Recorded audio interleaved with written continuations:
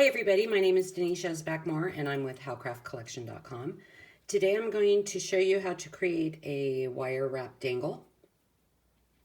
So the two things we're going to need are beads. The beads featured here are hematine lustered stone beads from howcraftcollection.com. And howcraftcollection.com are the manufacturers of bead gallery beads. So we're going to string our bead onto a head pin. We're going to grab our needle nose pliers. We're going to place it right about there. Now, if you move your pliers here, you're going to have a very big loop. If you move your pliers here, you are going to have a tiny loop.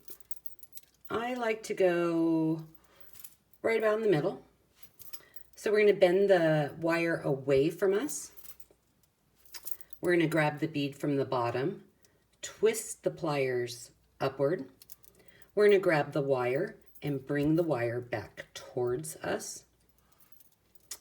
Then we're going to grab the bead and the wire, and the pliers are going to turn to the side. And we're going to take the wire and move it backwards. I like to look at it and line it up. Make sure it looks nice and perfect. I then switch hands. I grab my chain nose pliers and we're going to wrap it around once.